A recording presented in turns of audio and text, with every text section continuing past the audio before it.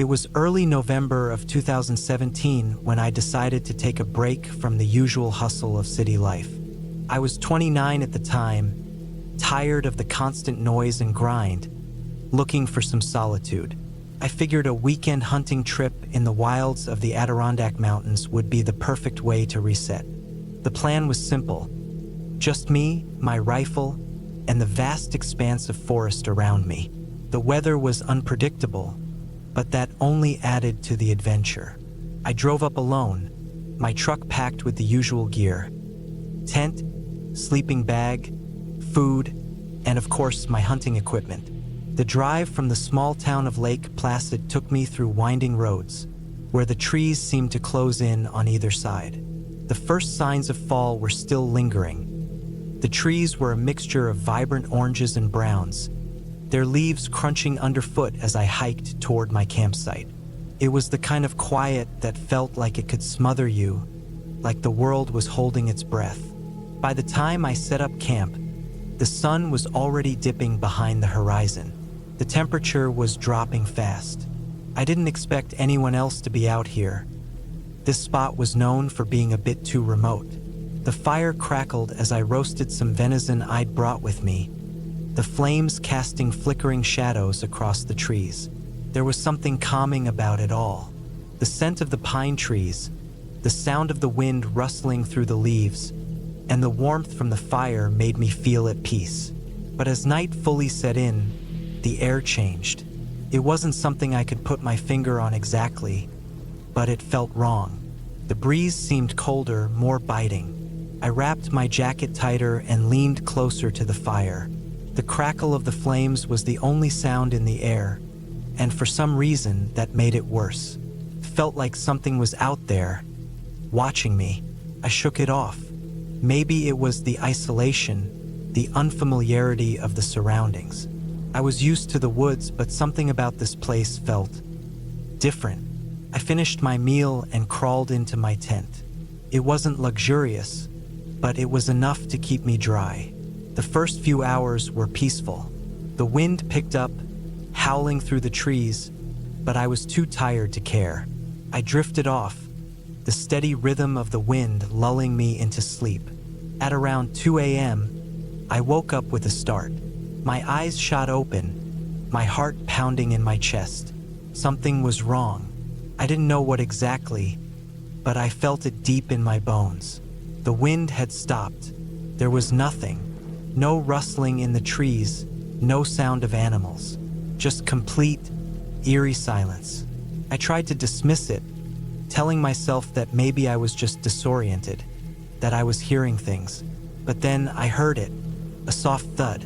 At first, I thought it was an animal, maybe a deer or a bear. But then it came again. Thud, thud, slowly, methodically, like footsteps in the mud. My heart rate spiked. I held my breath, listening intently. It was coming from the woods, not far from my campsite. Whoever or whatever it wasn't being subtle. The sound grew louder, closer. I reached for my rifle, my fingers trembling as I gripped the cold metal. I peeked through the small gap in the tent, trying to see anything. The moonlight barely pierced the canopy of trees above. I could just make out the shadow of a figure standing at the edge of the clearing. It was too far to make out details, but it was big. Taller than a man, wide-shouldered, like something was waiting. I held my breath, afraid to make a sound. My mind raced with possibilities. Was it another hunter? A bear? But something didn't sit right about it. I knew this area well, and there were no reports of anything strange in the woods. I stayed still, waiting, hoping it would move on. But it didn't. The figure stood motionless, like it was waiting for me to do something. It was unnerving, the silence stretching on, as if the entire forest had frozen. After what felt like hours, the figure finally moved, slowly, deliberately, stepping closer to my campsite. The thud of its steps echoed in the stillness, and my skin crawled. I didn't know what to do. I had my rifle, but I wasn't sure if that would even matter. I wasn't hunting a deer anymore. The figure was too wrong. Too big, too still. It wasn't human, and it wasn't any animal I knew. The shadows seemed to stretch around it like it was somehow part of the darkness itself. The figure stopped just at the edge of the firelight, and for a moment, everything was still again. My breath caught in my throat. Then, without warning, it stepped into the light. It wasn't a man. It wasn't anything I had ever seen before. It was tall, easily over 6.5 feet, and covered in a dark, matted fur, almost like an animal, but with an unsettlingly human shape. Its eyes, if you could even call them that, were wide and hollow, reflecting the firelight in a way that made them seem unnatural. It stood there, just watching me, its massive frame blocking out the faint light from the campfire. The air around it felt thick, like it was absorbing all the warmth from the fire. I didn't move. I didn't breathe. And then it did something even stranger. It tilted its head to the side, like it was studying me, as though it was trying to figure out what I was. The silence stretched, and every nerve in my body screamed at me to run, but my feet were frozen to the ground. The creature slowly lowered itself to all fours, but its gaze never left me. There was no growl, no bark, just the faint sound of its movements as it shifted in the darkness. It began to move around my campsite, circling, making slow, deliberate steps, as if it was trying to find a way in. I knew I couldn't stay there. The rational part of my brain screamed for me to escape, but my body was still locked in place. I clutched my rifle, waiting for the right moment, praying it would just leave. And then, just as suddenly as it had appeared, the creature stopped, stood up, its head turning to something in the distance. A rustling sound came from the woods, deep and distant, but the figure's attention snapped toward it. It stood for a moment, still as stone, then turned and melted back into the woods, disappearing into the dark. I waited, breathless, for what seemed like an eternity. The silence that followed was deafening. No rustling, no wind, no sound of life. I didn't wait to see if it would return. I packed up my gear as quickly as I could, adrenaline pumping through my veins, every noise in the woods making me jump. I didn't even bother trying to take down my tent properly. I just grabbed it, threw everything in the back of my truck, and drove the hell out of there as fast as I could. When I made it back to civilization, I couldn't shake the feeling that something was out there. Something that was watching, waiting. I never went back to that spot, and I never hunted alone again. I don't know what I saw that night. I don't know if it was a creature, a person, or something else entirely. But whatever it was something I'll never forget.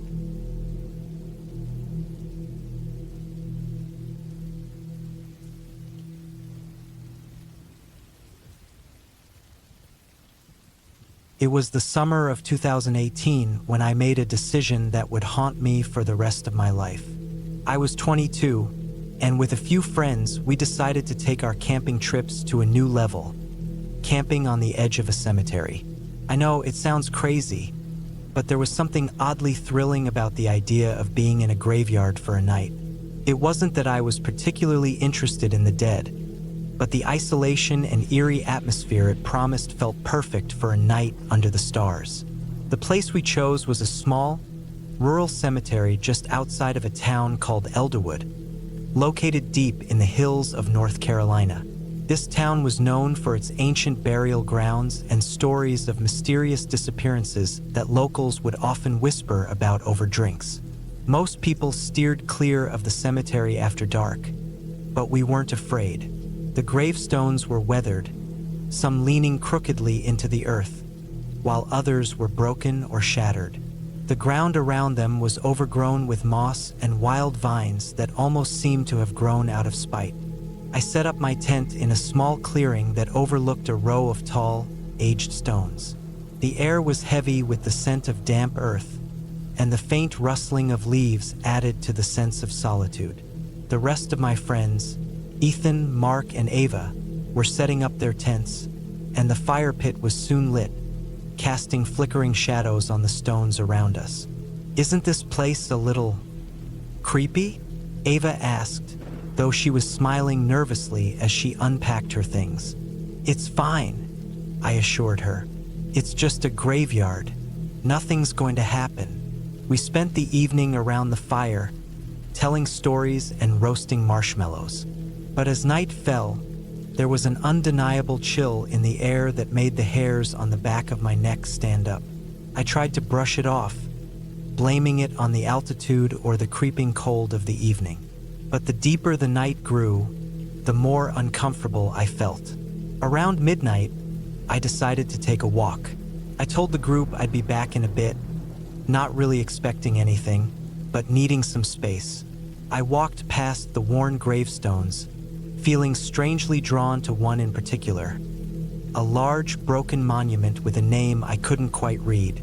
The moonlight glinted off the shattered stone, casting long shadows that stretched out across the graveyard. That's when I heard it, a low creaking sound.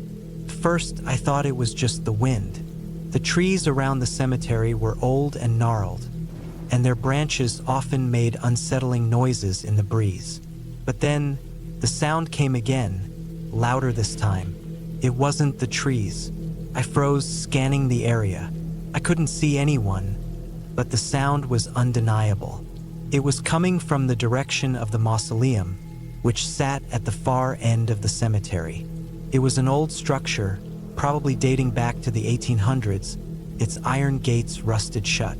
The mausoleum had always given me a strange feeling when I'd seen it earlier, but now, with the odd noises, it felt like something was watching me. I tried to shake it off, thinking it was probably an animal or some mechanism from the old cemetery's upkeep. But curiosity got the better of me. I took a few cautious steps toward the mausoleum. With every step, the air seemed to grow colder, heavier, like something was pressing in from all sides.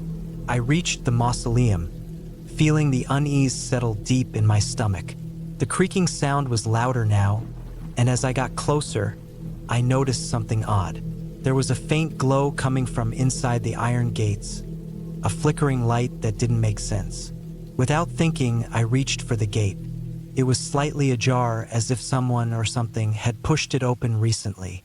I pushed it further, wincing at the sharp screech of the rusty metal. As I stepped inside, I realized the light was coming from a small, dim lantern resting on the ground. The mausoleum was surprisingly clean, given how old it was. The floor was smooth stone, and there was a small pedestal in the center with an inscription. The lantern flickered, casting eerie shadows across the walls. I stepped forward, my heart pounding, and reached out to read the inscription. The words were in Latin, but one part stood out to me. Asterisk memento mori. Asterisk, remember that you must die. The phrase echoed in my mind as I stood there, a chill crawling up my spine. Just then, I heard something else, footsteps, soft but unmistakable. I spun around, but there was nothing. I was alone. Then, as I started to back away, I saw him, a figure standing in the shadows at the far end of the mausoleum. He was tall, wearing a dark coat and a wide-brimmed hat, his face obscured by the shadow of his hat. I took a sharp breath, panic setting in. The footsteps had stopped, and he wasn't moving. I couldn't see his face, but the way he stood there, just waiting, felt wrong. My heart raced, and I turned to leave, but the gate was suddenly shut, locked. I pressed against the gate, my hands trembling as I pulled on it, but it wouldn't budge. My mind raced. How had he done that? How had he gotten so close without me hearing? Then, out of the corner of my eye, I saw something that made my blood run cold. There were more figures. All around the mausoleum, at the edges of the shadows, I saw movement. At least 3 of them, all standing still, watching. I started to panic. My mind spun into overdrive, wondering if I was dreaming, or worse, if this was some kind of sick prank. I pulled harder on the gate, now frantic, but it still wouldn't open. Suddenly, one of the figures stepped forward. A voice broke the silence, soft but clear. "Leave." The voice was deep, gravelly, as though it had been buried in the earth for years. I couldn't tell where it had come from. I didn't need to be told twice. I ran. I didn't stop until I was back at the campsite, breathless and terrified. The fire was still burning, and my friends were sitting around it, talking, oblivious to what had happened. I didn't say anything to them. Couldn't. My mind was racing, my heart still thumping in my chest. I lay in my tent that night, trying to shake off the image of the shadowed figures, trying to convince myself it was just my imagination running wild. But I knew it wasn't. The next morning, we packed up and left without a word about the strange occurrences the night before. I never told anyone what happened in that cemetery, not because I didn't want to, but because I couldn't make sense of it. The weirdest part of it all was that when I later researched the cemetery, I found no records of any mausoleum being there.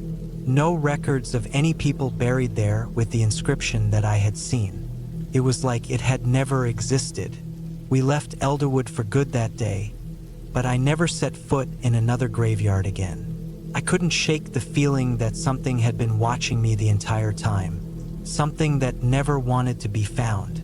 And maybe, just maybe, I never should have gone looking.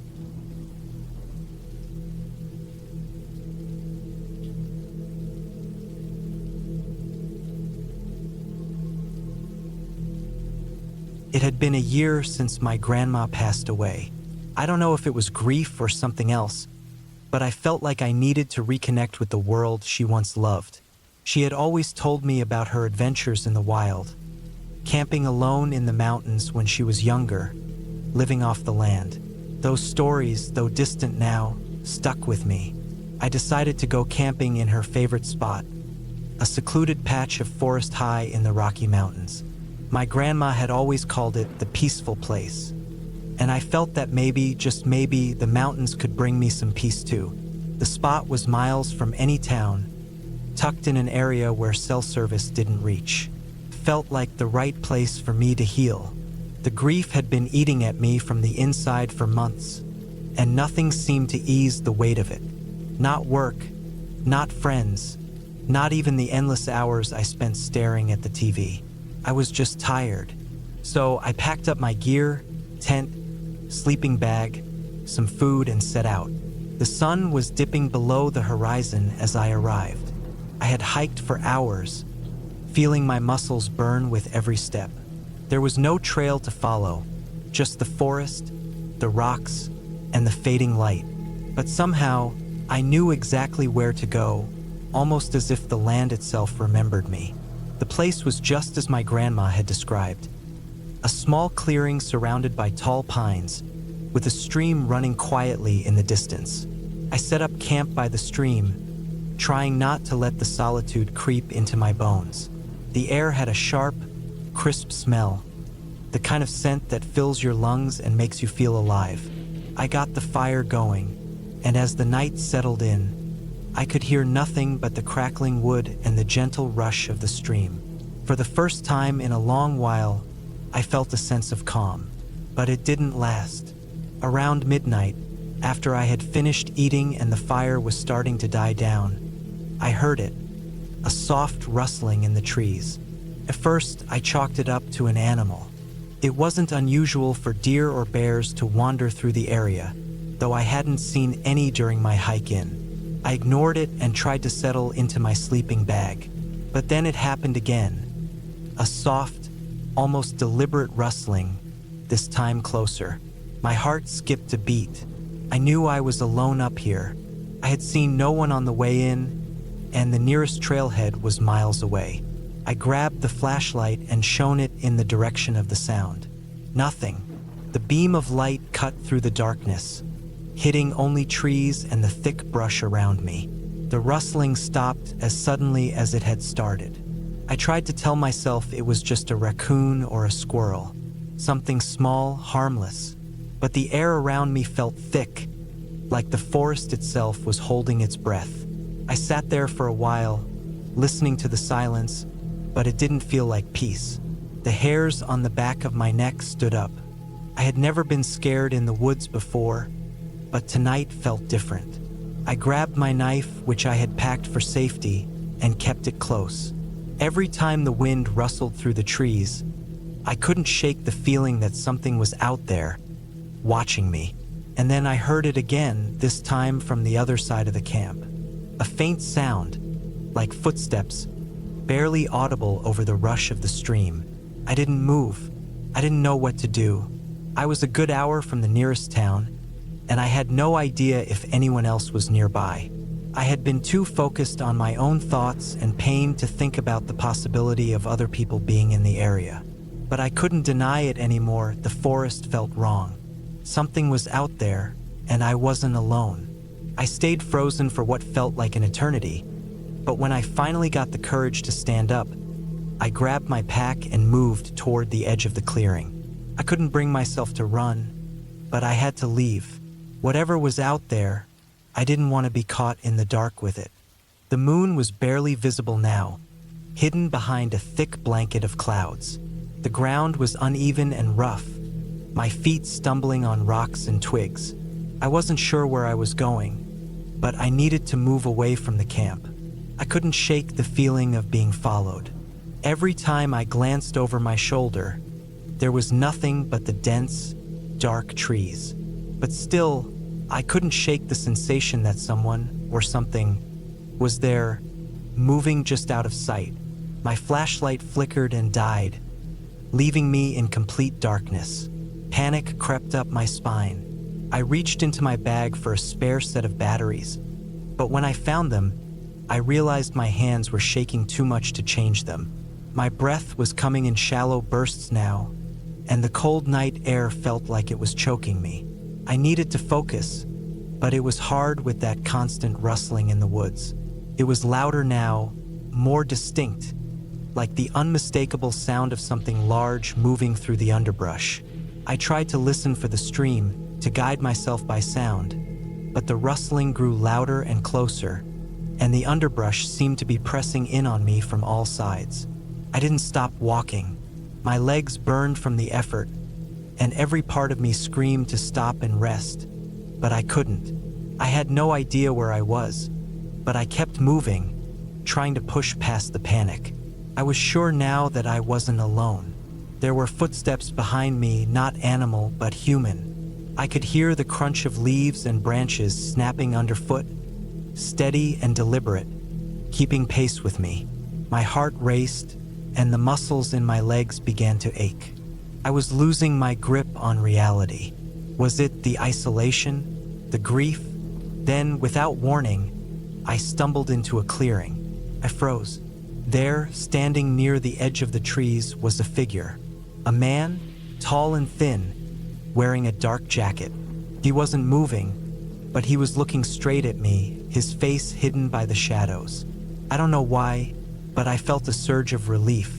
My breath caught in my throat. I had no idea who he was or what he was doing out here, but I wasn't alone anymore. The figure stepped closer, and I instinctively took a step back. "I didn't mean to scare you," he said. His voice was calm, too calm. "I've been watching for a while. Didn't want to startle you." My mind spun. "Why?" I asked, my voice barely a whisper.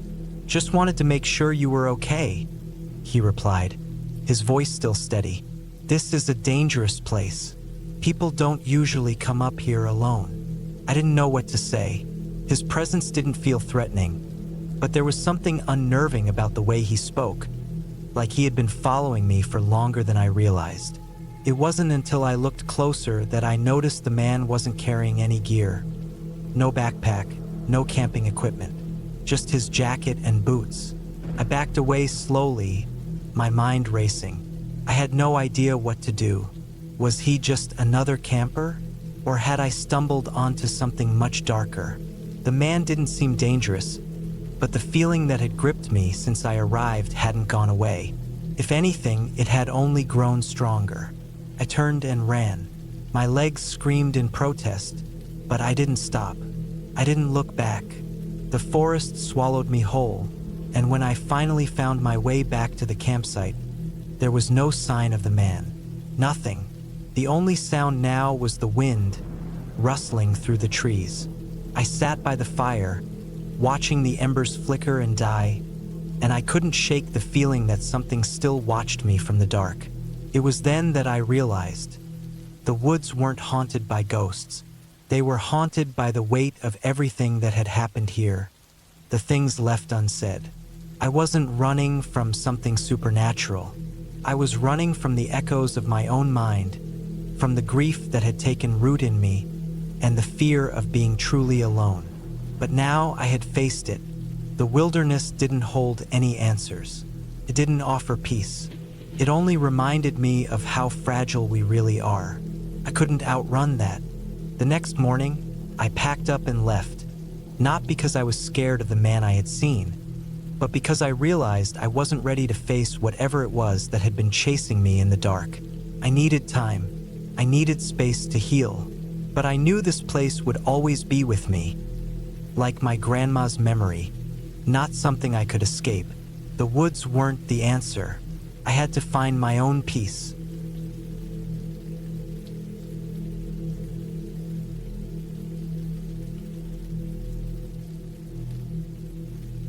It was the summer of 2017, a weekend I had been looking forward to for months. The plan was simple enough. A few friends and I were going camping in a remote forest not far from our town. The area was known for its old trees and deep silence, a perfect place to escape the noise of everyday life. I was 24 at the time, eager for some peace and quiet, and this was just what I needed to clear my mind. We set out on a Friday evening, just as the sun was beginning to dip below the horizon. The forecast had warned of rain, but we were too excited to care. We packed up our gear, threw our bags in the back of the car, and made the 2-hour drive to the campsite. By the time we arrived, it was already getting dark, and a heavy mist had started to roll in from the forest. The campsite was isolated, far from any paved roads or civilization. The gravel path leading into the woods was narrow, barely wide enough for the car to pass through. We parked near a small clearing, surrounded by towering oak trees. Their branches swayed gently in the breeze, their leaves rustling in a way that seemed to whisper secrets. After unloading the car, we set up our tents. The rain hadn't started yet, but the air felt thick, humid. A few flashes of lightning lit up the sky every few minutes, followed by the low rumble of thunder.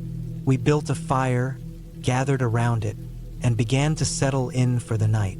As the evening wore on, the rain began to fall, lightly at first, then heavier. The sound of raindrops hitting the leaves above us created a soothing rhythm, and I felt my body start to relax. We laughed, told stories, and shared a few beers. The fire crackled, its warmth pushing back the chill that was creeping in from the wet night air. The world outside the circle of firelight seemed to disappear into the dark, a vast nothingness. It was peaceful, too peaceful. Around midnight, the storm really picked up. The wind howled through the trees, and the rain began to fall in sheets, drenching everything in its path. We huddled closer to the fire, the warmth from the flames growing more inviting as the temperature dropped. At some point, one of us mentioned the possibility of a flash flood, but we all shrugged it off. We were far enough from the river.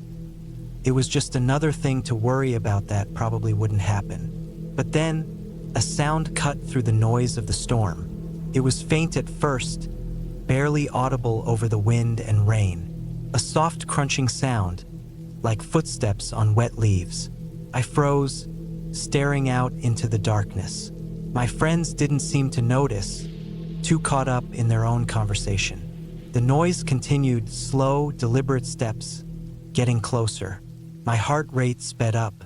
I tried to shake it off, blaming my imagination. The rain, the wind, the isolation, everything was playing tricks on me. But the sound was still there, unmistakable.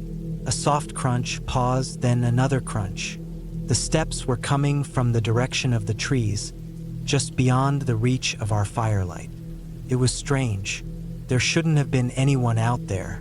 This area wasn't frequented by hikers, and we hadn't seen another soul since we arrived.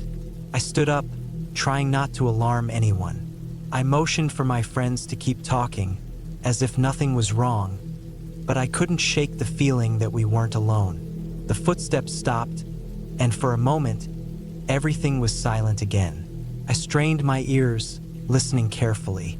The rain pounded against the earth, and the wind howled, but the crunching was gone. A few minutes passed, but the uneasy feeling lingered. The fire was dying, and the chill was settling in. I decided to go check the tents to make sure everything was secure. As I walked toward the first one, I glanced back at the campfire. The flickering flames cast long shadows, and for a split second, I thought I saw something move just beyond the trees. My breath caught in my throat, but when I looked again, there was nothing there. The rain was pouring now, coming down in sheets that blurred everything beyond the firelight. I hurried back to the fire, where my friends were still talking, unaware of the creeping dread that had settled over me. I didn't want to sound paranoid, but I couldn't shake the feeling that something was wrong. A few more minutes passed, and then it happened again. The crunching sound, but louder this time, as if whoever was out there was moving closer. I wasn't imagining it this time. There was no mistaking the sound of footsteps crunching through the wet leaves, now unmistakably coming from the trees to our right. I turned to my friends, my voice low. "Did you hear that?" They all stopped, their eyes scanning the darkness. There it was again, the unmistakable sound of someone walking on wet leaves. Only, it didn't sound like the casual steps of someone walking through the forest. It was deliberate, slow, and it was getting closer. "Who's out there?" I called into the dark, trying to sound calm. But no answer came. The footsteps stopped abruptly, and everything went silent again. We stood there, tense, watching the edge of the trees. Then, just as suddenly as it had stopped, the footsteps started again, this time much closer. A chill ran down my spine. There was no denying it now, someone or something was out there. I grabbed a flashlight, flicked it on, and pointed it toward the trees. The beam cut through the rain, illuminating the wet branches. Nothing, just shadows and the slick bark of the trees. I swept the light back and forth, my breath coming in shallow gasps. Still nothing, but the steps were still there, getting closer with every passing second. "We need to leave," I said, my voice tight. My friends, now finally sensing the danger, started gathering their things quickly. We were all on edge, panic slowly setting in. The sound of the footsteps was no longer just a noise. It felt like a presence, something lurking just out of sight, watching us. I turned to grab the car keys from my backpack, but that's when it happened. Something flashed in the corner of my eye, a shadow darting between two trees. I whipped the flashlight toward it, but it was gone, melting back into the darkness like a wisp of smoke. My heart raced. I couldn't tell if it was a person, an animal, or something else entirely. We didn't waste another second. The rain was coming down harder now, blurring everything in the light of our flashlights. We gathered everything we could carry and rushed toward the car. But as I turned to make sure everyone was behind me, I saw something that made my blood run cold. A figure standing just beyond the reach of the trees. It was tall, hunched, and barely visible, its outline almost blending into the rain-soaked darkness. Without thinking, I sprinted the rest of the way to the car. We slammed the doors shut, started the engine, and sped away without a word. The figure, if it was ever real, vanished into the storm behind us. We didn't stop until we reached the nearest town. There was no explanation for what we saw that night, but we all agreed on one thing. We weren't going back to that campsite, not ever. The footsteps, the shadow, the feeling of being watched. It stayed with me long after we left. The rain, the storm, the sound of footsteps, they never really stopped haunting me. Years later, I still don't know who or what was out there in the forest that night. I never went back to that place, and I never plan to. Some things are better left in the dark, just where they belong.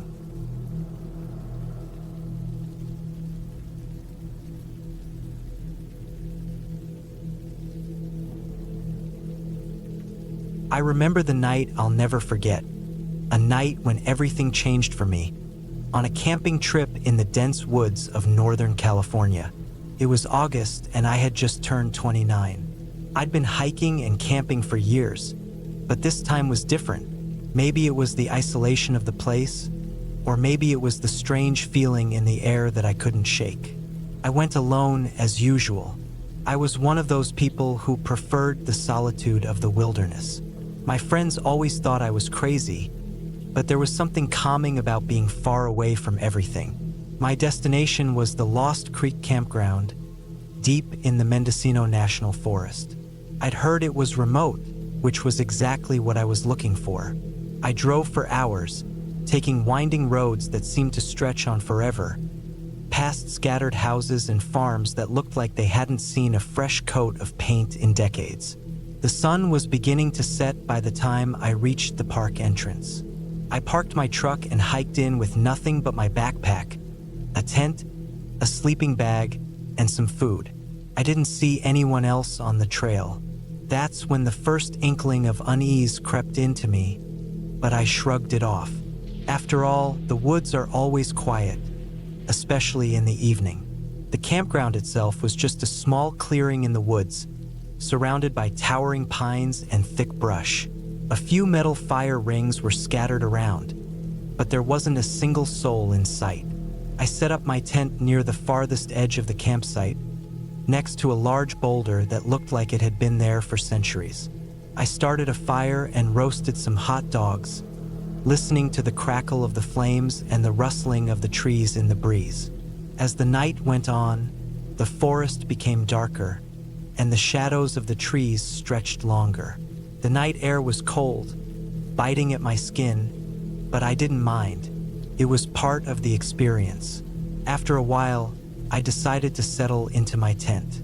The fire had burned down to embers, and the woods were so quiet that the silence seemed unnatural.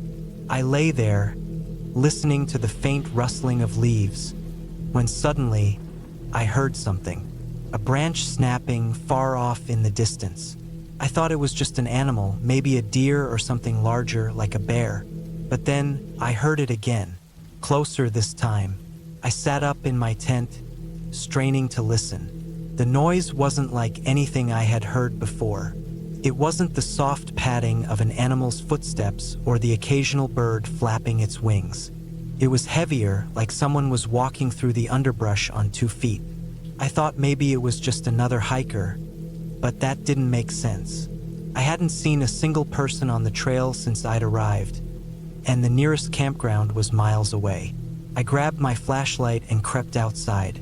The beam of light danced across the trees, casting long shadows on the ground. I scanned the area, but there was nothing. The sound had stopped. I stood there for a few moments, trying to convince myself it was just my imagination. But I knew deep down that something wasn't right. I decided to call it a night and climbed back into my tent, locking the zipper with a bit more force than usual. The feeling of being watched lingered in the back of my mind, but I forced myself to sleep. The sound of the wind in the trees and the occasional rustle of small animals outside lulled me into a fitful sleep. But then, in the middle of the night, I was woken up by a noise, this time much closer. Something tapping on the side of my tent. I froze. My heart was racing. It wasn't the wind. It wasn't an animal. Someone or something was outside, deliberately making noise. My first thought was to shout out, but the fear held me in place. Instead, I grabbed my knife from the side of my bag and held it tightly in my hand, listening. The tapping stopped, but then came another sound, this time a soft, deliberate whisper. The voice was low, almost a hiss, but it was clear enough that I could make out a few words. "Get out of here." I didn't move. I didn't breathe. My mind raced, trying to make sense of what was happening. I had to stay calm. There was no way I was going to let whoever or whatever was outside know that I was afraid. I waited for what felt like an eternity, but there was no more sound. Slowly, I unzipped the tent and poked my head out, scanning the darkness with my flashlight. The beam flickered slightly as I moved it around, but there was no sign of anyone. My rational mind told me to stay put, that it was probably just a prank or some animal trying to get into my food. But my gut told me otherwise. I could feel the weight of someone's eyes on me, and I knew I wasn't alone. After a long while, I finally decided to pack up and leave. I wasn't about to spend another minute in that place, not with that feeling gnawing at the pit of my stomach. I gathered my things quickly, throwing my sleeping bag and gear into my pack in a frantic hurry. As I packed, I couldn't shake the feeling that I was being watched from every direction. My flashlight kept flickering, and the woods seemed unnaturally still, like the forest itself was holding its breath. Just as I was about to zip up my backpack and head back to the trail, I heard it again. A sound, faint but unmistakable footsteps, crunching slowly through the leaves, coming closer. I turned, shining the flashlight into the trees, and there, standing about 20 feet away, was a figure. It was a man, or at least it looked like one. He was tall, maybe 6 feet 2 inches, with ragged clothes and unkempt hair. His face was obscured by shadow, but I could tell his eyes were wide open, staring at me with an intensity that made my blood run cold. He didn't move. He didn't speak. He just stood there watching me, unmoving. I didn't wait to find out what he wanted. My instincts kicked in, and I bolted toward the trailhead, running as fast as I could, not looking back. My breath was coming in ragged gasps as I sprinted through the dark forest, branches slapping against my face, tripping over roots and rocks. The sound of footsteps behind me, the same slow, deliberate pace, kept echoing in the night air.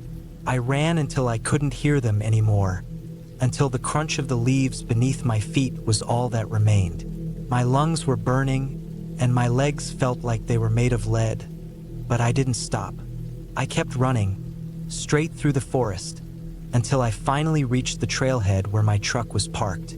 I didn't look back. I didn't even stop to grab my gear. I jumped into my truck, locked the doors, and sped off, leaving the campground behind me. When I got back to civilization, I went straight to the sheriff's office. I told them everything, but when they sent a team of officers out there the next day, there was no trace of the man I had seen. The campsite was untouched, and no one had reported seeing anyone else in the area.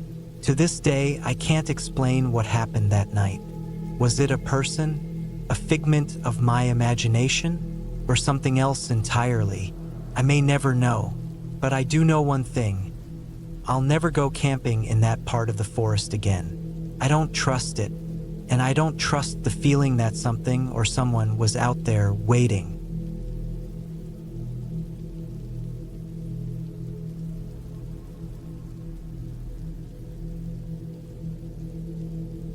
It was the summer of 2012 when I decided to go camping with a few old friends from college. We had been planning this trip for months, trying to find the perfect spot to get away from everything. And after a lot of searching, we found a place just outside a small town in West Virginia. The area was secluded, deep in the Appalachian Mountains, and looked like it could be straight out of a postcard. The type of place that promised peace, a little adventure, and the chance to unwind. We arrived at the campground on a Friday afternoon. It was around 4 p.m. when we pulled up to the entrance of the small, poorly marked park. The campgrounds were not busy, just a few other cars scattered around. There wasn't much of a town nearby, just some scattered houses and a couple of stores. We had the place to ourselves almost entirely. There were 4 of us, me, Ben, Sarah, and Eric. We unloaded the cars, set up our tents, and built a fire pit near the edge of the woods. The air was thick with humidity, and the smell of pine mixed with the earthy scent of wet soil from the rain earlier that week. The forest around us was dense, the kind of woods where you can barely see through the trees once you venture a few feet in. The perfect setting for camping, if you like to feel alone and isolated. As the sun began to dip behind the horizon, we sat around the fire and cracked open some beers. The crackling of the fire and the occasional chirp of crickets were the only sounds, but they didn't last long. We didn't think much of it at first. Around dusk, we heard what sounded like footsteps coming from the woods behind us. At first, I thought it might have been an animal, maybe a deer or a bear, but the more I listened, the more it sounded like someone was walking in the distance. "Hey, did you hear that?" Sarah asked, her eyes wide. She had a habit of getting spooked easily, but this time I could tell she was genuinely freaked out. "I heard it," Ben said, squinting into the forest. "Probably just a deer." Eric didn't seem worried, though. He was always the tough guy, the one who laughed off anything that made us nervous. He tossed another log on the fire and grinned. "Must be the wind or something. There's nothing out there." But I wasn't so sure. Something about the footsteps didn't sound quite right. The pacing, the rhythm, they were too deliberate. It was almost like someone was walking toward us on purpose, not just meandering through the woods. The sound stopped for a few minutes and we all tried to ignore it. We talked about other things, our old college days, dumb pranks we pulled, but deep down something felt off. I couldn't shake the feeling that we weren't alone. Then, without any warning, the footsteps started again. This time they were closer. I swear I could hear the brush rustling just beyond the trees. I stood up slowly and looked in the direction of the noise, straining my eyes to see through the darkening woods. "Maybe it's someone else camping nearby," Ben suggested, standing as well. "Or a hiker. People pass through here sometimes." But there was no one to be seen. I thought I saw something move, just a glimpse of a shadow, but it was gone before I could really make it out. We all sat back down around the fire, though the mood had shifted. Sarah was now visibly uncomfortable, her eyes darting around the camp. I tried to push it out of my mind, but the noise was still there, lingering in the background. As the night wore on, the temperature dropped, and the forest around us grew quiet again. But that uneasy feeling stayed with me. It was like something was lurking just out of sight, watching us. Eventually, we turned in for the night, and I tried to fall asleep, but sleep wouldn't come. Every creak of my tent, every rustle of leaves made my heart race. I kept hearing those footsteps in my head. Around 2 a.m., I woke up to the sound of something scratching against my tent. It was soft at first, almost like wind brushing against it, but then it grew louder. It was a slow, deliberate scratch, like someone or something was testing the material. I froze. I wasn't sure what to do. My first instinct was to check if everyone else was awake, but I was afraid if I moved, I might make it worse. So I stayed still, listening. It stopped for a moment, and I thought I might have imagined it, but then I heard it again. This time, it was accompanied by a low grunt, barely audible but unmistakable. My heart skipped a beat. It didn't sound like an animal. I scrambled out of my sleeping bag, grabbed my flashlight, and unzipped the tent, trying to be as quiet as possible. The beam of light cut through the darkness, landing on the small clearing around our camp. There was nothing. No animals, no people, just the flickering campfire and the endless trees. But I felt a presence, like someone was watching me from the edge of the woods. I ran back inside the tent and tried to calm myself. Maybe it was an animal. Maybe I was just being paranoid. But the next morning, I couldn't shake the feeling that something was wrong.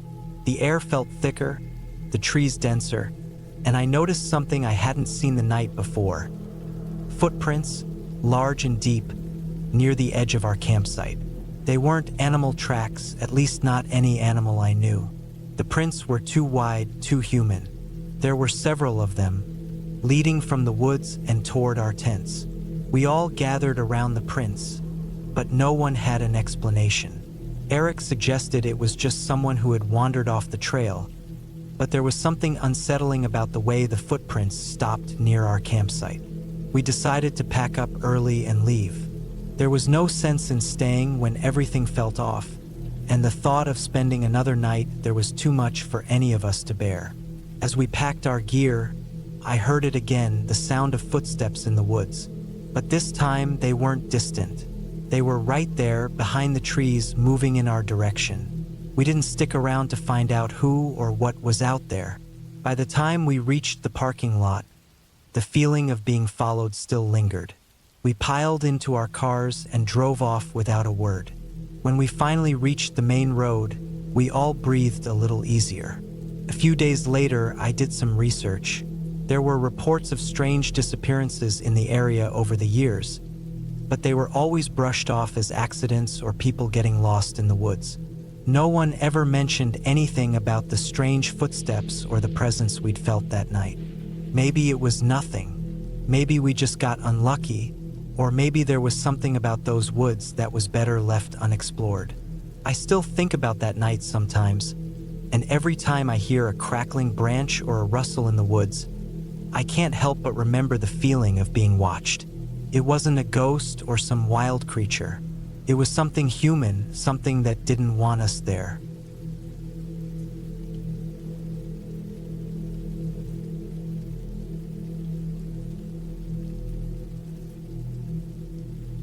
The evening was turning cold as I set up camp in a remote part of Austria, somewhere off the beaten path in the Alps. I had been looking forward to this trip for months. Some solitude in nature to clear my head, far from the noise and chaos of the city. It was mid-October, and the air had that sharp crispness to it that made you shiver, but I didn't mind. The forest surrounding me was silent except for the occasional rustle of leaves and the soft crackling of my campfire. I wasn't new to camping. I had done it many times before, but something about this place felt different. There was a heaviness in the air, a quiet that felt almost oppressive. I tried to brush it off. It was just the setting, isolated and wild. The campsite was nestled between tall, dense pines with a steep hill to my left, leading up to more forest. On the other side of the clearing, there was a small, slow-moving stream that trickled lazily over rocks, its water sounding almost soothing. I set up my tent close to the fire, unrolling my sleeping bag and arranging my gear inside. By the time the sun dipped below the horizon, the light in the forest shifted from soft amber to a cool, silvery glow. I sat by the fire, roasting a few sausages on a stick and sipping from my thermos. As the night went on, the forest became quieter still.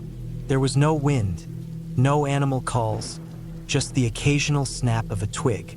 Around 9 p.m., I noticed something strange, something I couldn't quite place. There was a figure standing on the edge of the clearing, just beyond the reach of the firelight. I froze, squinting into the darkness, but saw nothing more than a vague outline. My heart skipped. It was probably just a deer or some other animal, I thought.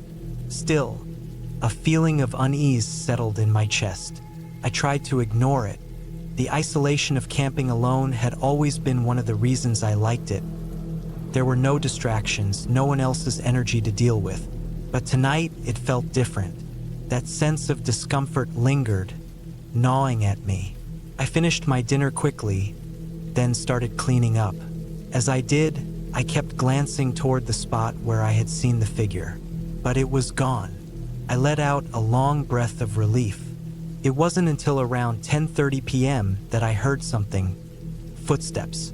At first, I thought it was just the sounds of the forest, a shifting of animals. But no, these were deliberate, heavy footsteps, too close for comfort. My mind raced. I was miles from the nearest town. No one else should be here, especially not at this hour. I grabbed my flashlight, scanning the dark edges of the clearing. There was no one, but the footsteps continued, closer now. I stood up, my heart pounding in my chest, unsure of what to do. Should I call for help? But who would hear me? I was too far out. The sound was coming from the opposite side of the camp now, near the hill. I felt a growing dread in my stomach. My instincts screamed at me to pack up and leave, but I knew that was easier said than done in the middle of the night. Instead, I made myself sit back down by the fire, trying to act normal, trying to convince myself it was just some animal or a figment of my imagination. But then the figure reappeared. It was there again, standing at the edge of the clearing. This time I could make out more details. The man was tall, too tall and thin, his features hard to distinguish in the dark.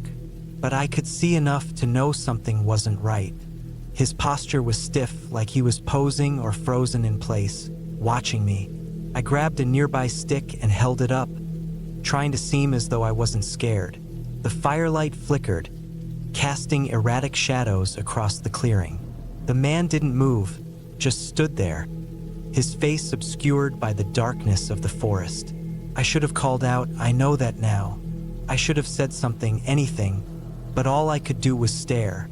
I must have been on edge, the isolation and the quiet driving me crazy. But in that moment, I couldn't shake the feeling that this was no ordinary person. Minutes passed and still he didn't move. I slowly began to back away toward my tent, trying not to make any sudden movements. The last thing I wanted was for this guy to know I was terrified. Just as I was about to grab my backpack and bolt, the man stepped into the firelight. He wasn't looking at me anymore. His gaze was fixed on the ground, as if deep in thought or trying to find something. He looked disheveled, his clothes ragged and dirty, as though he had been living in the forest for weeks. His hair was long and unkempt, hanging in front of his face. But his eyes, those eyes were the worst part. They were wide, unblinking, almost unnatural in the way they stared into nothingness. Couldn't breathe. The fear that had been building in me finally broke free, and I ran. I grabbed my stuff and threw it into my tent, zipping it up as fast as I could. My hands shook uncontrollably as I fumbled with the straps of my backpack. Outside, the footsteps started again. Slow, methodical, getting closer. I ducked down, hoping he hadn't seen me, hoping he wasn't just standing there waiting for me to make a sound. My breath was coming in short gasps now, my chest tight with fear. Suddenly, there was a thud against the side of my tent. I jumped, my heart slamming into my ribs. A few seconds later, the sound of scraping metal against fabric echoed through the night. I held my breath, waiting, every muscle in my body tense, waiting for something, anything, to happen. After a long pause, the sound stopped. For a full minute, there was nothing, absolute silence. I peeked out through a small gap in the tent. No sign of the man. I didn't know how, but he was gone. I sat there, frozen, not daring to make a sound for fear he might still be lurking in the shadows. I didn't sleep that night, not at all. Every little noise made me jump. Every crack of a branch, every rustle of leaves sent me into a panic. Eventually, the first light of dawn broke through the trees, and I didn't waste any time. I packed up my gear in a hurry, not even bothering to make breakfast, and began the long, tense walk back down the trail toward civilization. By the time I reached the road, I looked back one last time at the dark, silent forest behind me. It was just as beautiful as it had been when I first arrived, but now it seemed different, darker, more menacing. I've never gone camping alone again. To this day, I don't know who or what that man was, but I do know one thing for sure. He wasn't just another hiker passing through. There was something off about him, something that didn't belong in that place, and I have no desire to find out what.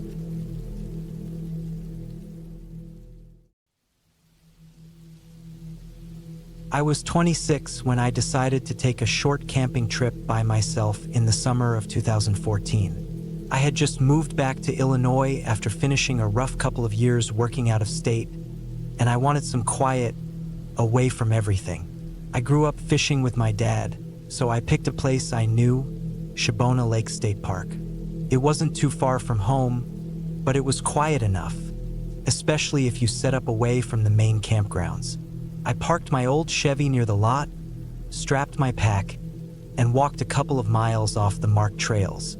The heat was heavy that day, late July, the kind where even in the woods the air sticks to your skin. I carried enough gear for one night: a small tent, sleeping bag, a knife, my old flashlight, some jerky, trail mix, a little propane stove, and a quart of water. I didn't want to carry too much. The plan was simple: set up by the lake, fish until dark, sleep, then head home in the morning. By late afternoon, I found a quiet spot just above the shoreline. The ground was flat enough for my tent, and the trees blocked most of the wind coming off the water. I could hear cicadas buzzing from every direction, their high droning sound carrying over the lake. I set my tent, rolled out my bag, and placed my pack against a tree. I felt relaxed, like I'd finally stepped away from everything. As the sun dropped lower, the lake turned gold, and I sat on a log near the shore, tossing a line into the still water. I caught nothing, but it didn't matter. The surface reflected the fading sky, and the forest was calm except for the hum of insects. Around 8, I made a small fire from the dry sticks I had gathered earlier. The flames crackled, throwing small sparks up into the darkening air. I cooked some jerky on the pan just for warmth more than taste, then sat and ate while watching the fire dance. The night deepened quickly. I lay back and looked through gaps in the branches at the stars, feeling that mix of comfort and unease you only get when you're alone in the woods. I've always been cautious when I camp solo. My dad drilled that into me early. Always know where your knife is, always keep the fire controlled, always stay aware of sounds around you. It made me a little jumpy, but I figured that was better than careless. Around 11, the fire had burned down low. The woods were thick with sound. Frogs croaking near the lake, crickets, the occasional rustle of something small in the brush. I packed up the last bits of food, kicked some dirt over the fire, and crawled into the tent. The nylon walls felt thin, but they were all I had. I zipped the door and stretched out inside, knife within reach, flashlight by my head. I must have dozed off for about an hour when I woke suddenly. At first, I wasn't sure why. My eyes adjusted to the faint light seeping through the tent, and everything seemed quiet except the steady chirping of crickets. Then I heard it, a sound different from the small rustles I'd gotten used to. It was heavier, slow, deliberate steps in the brush. I held still, listening hard. The sound came from up the slope behind my tent. Not too close, but not far either. Each step cracked small branches or pressed into the leaves. It wasn't a deer, those move lighter and quicker. This was steadier, heavier. I felt the hairs on my arms rise. I switched off my breathing, holding it in so I could listen better. The steps paused, then continued, this time shifting closer. I realized then that whoever or whatever it was, they were moving around me, not away. My mind started racing. Out here, it could be a stray hiker, but at midnight, moving quiet through brush with no light, that didn't make sense. I slid my hand to my knife and gripped the handle, not moving otherwise. My heart pounded so hard I could feel it in my ears. The steps circled wide, and I thought I heard the faint scrape of metal, like something brushing against a tree. My mouth went dry. For minutes, though it felt longer, I lay there listening. Then the sounds faded into the distance, swallowed by the night. I didn't move. I stayed like that, stiff and alert, until I realized the crickets had returned to their normal rhythm. Eventually, I convinced myself it might have been an animal, maybe even someone walking back to their campsite far off. But I couldn't shake the way those steps felt. They were too measured, too human. I didn't sleep after that. I sat up inside the tent, knife in one hand, flashlight in the other, staring at the zipper door. Every sound outside felt louder. Every brush of wind through the leaves felt like someone creeping closer. My back ached from sitting tense, but I didn't dare relax. The hours dragged. Around 3 or 4 in the morning, the woods went still again. No crickets, no frogs. Just silence. That quiet was worse than any noise. Then I caught another sound. This time it was softer, like someone dragging something lightly over the ground. A long scrape, then a pause. Then again. My chest tightened. I leaned forward, straining to hear. The sound came from the side of the tent, maybe 20 feet away, just beyond the thin fabric wall. I thought about unzipping the door, shining the light, but fear held me. If it was an animal, the light might spook it, but if it was a person, then I'd just give myself away. So I sat, frozen, gripping the knife until my hand went numb. The scraping stopped after a few minutes, or maybe I just couldn't hear it anymore. Either way, I didn't move until the first pale light of dawn finally bled into the tent. When the sun rose, I unzipped the door carefully and stepped out. The air was cooler, the ground damp with morning dew. I looked around, scanning the trees, the slope, everything. First, nothing seemed off. Then I noticed the dirt near the tent, just at the tree line. There were footprints, clear, heavy shoe prints pressed into the soft soil, circling around where I had slept. They weren't mine. Mine led from the lake to the tent, and that was it. These were different, larger, spaced wider apart. They came down the slope, stopped near the tent, then continued off toward the thicker woods. I crouched and counted them, following the path as far as I could before the prints faded into harder ground. That confirmed it hadn't been an animal. Someone had walked right up to where I was camping, lingered long enough to circle me, then slipped off into the night. I had been sitting a few feet away from whoever it was, separated only by the thin sheet of nylon. My stomach turned. I felt exposed, stupid for camping alone, stupid for letting myself think it was safe. I packed fast, rolling my bag, tearing down the tent with shaking hands. I didn't eat, didn't stop to fish. I stuffed everything into my pack, hoisted it onto my shoulders, and started back to the trailhead without looking back. The whole walk out, I kept checking behind me, every snapping twig making me jolt. The prints stuck in my mind, the way they circled, the way they stopped close before turning away. Whoever it was hadn't come to camp. They hadn't come to fish. They had come for me. When I finally reached my car, I threw my gear into the trunk, slammed the lid, and sat inside with the doors locked, breathing hard.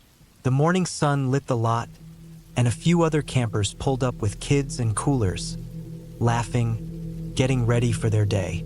It all felt wrong, too normal. I sat there for a while, gripping the steering wheel, waiting for my hands to stop shaking. That was the last time I camped alone.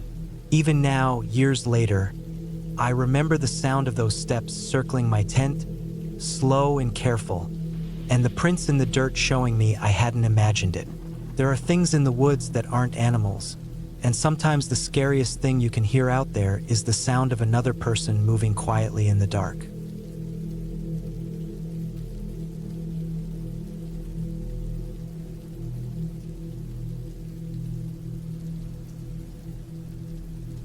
I never really thought much about graveyards before. I'd walked through a few during the day, the way you might cut across one to save time, but I had never spent much time in one.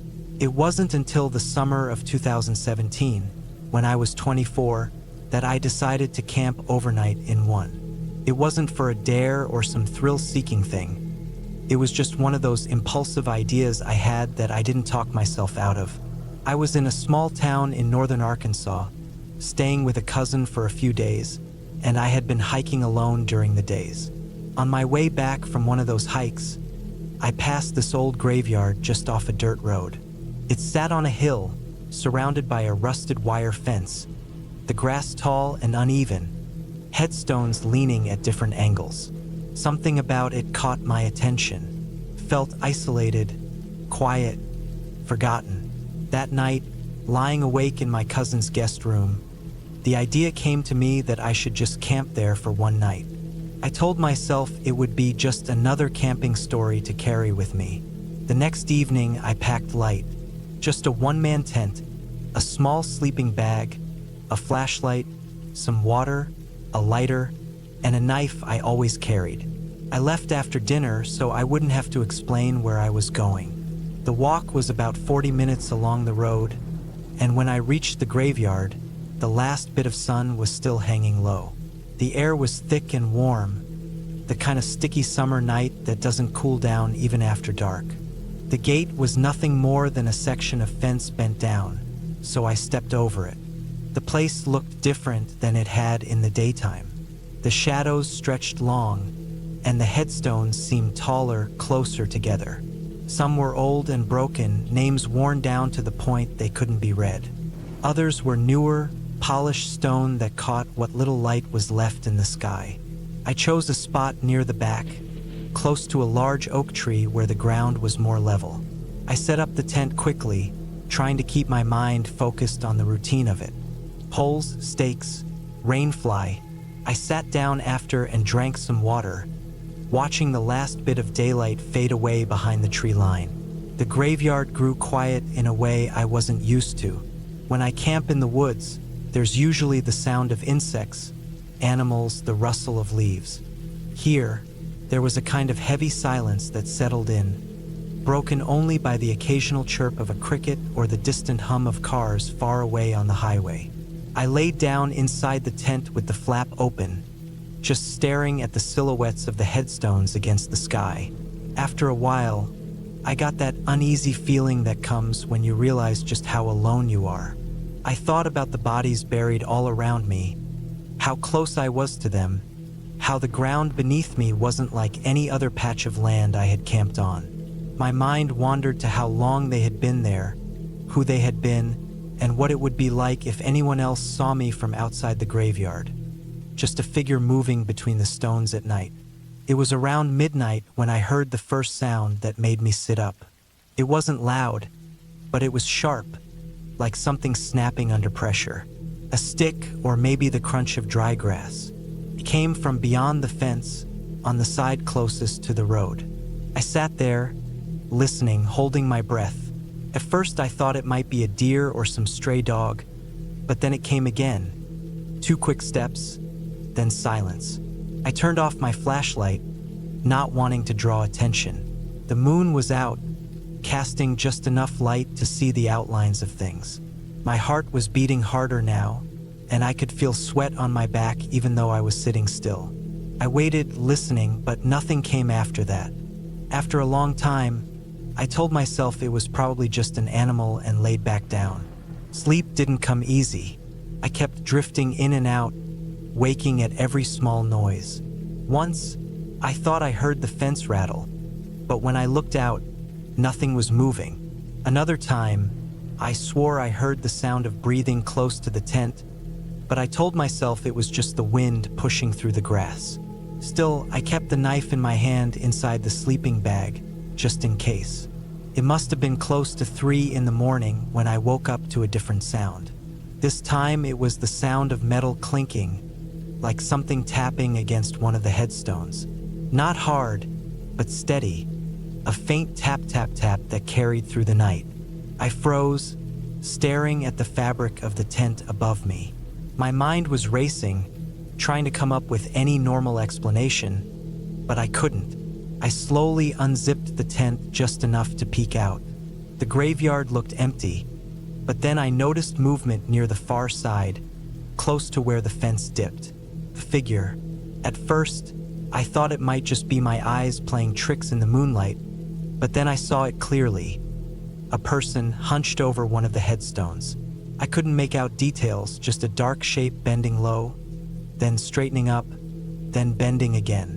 The tapping sound matched the movements, like they were knocking something against the stone. I felt my stomach twist.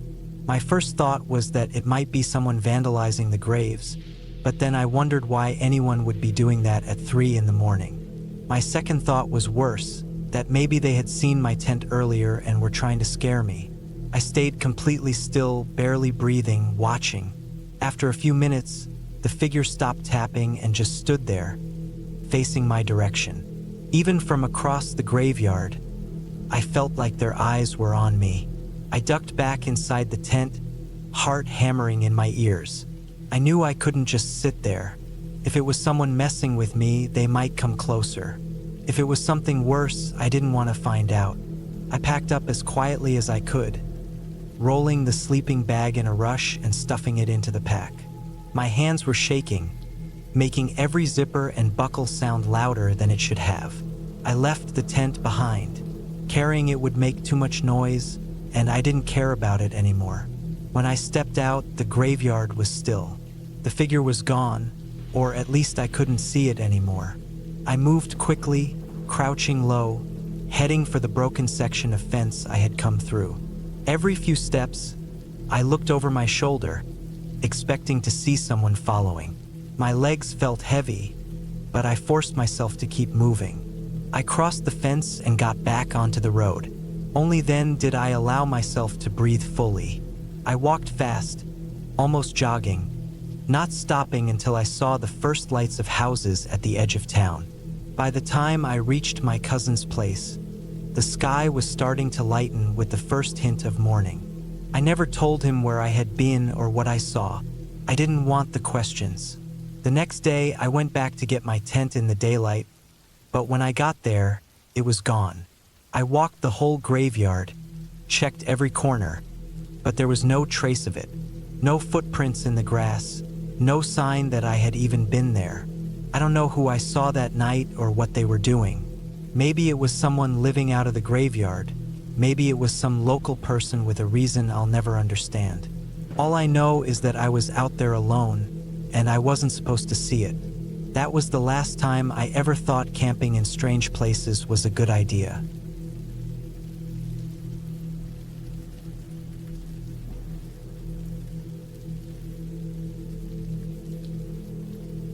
I was 19 when my dad invited me on a camping trip with one of his old friends, a retired Army sergeant named Mark.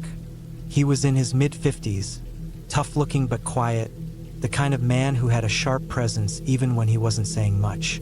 My dad had known him since high school, but I'd only met him a handful of times at family gatherings. He carried himself differently than most people I knew, calm but alert, like he was always waiting for something to happen. We went out to a remote area in the northern woods of Michigan in the summer of 2014.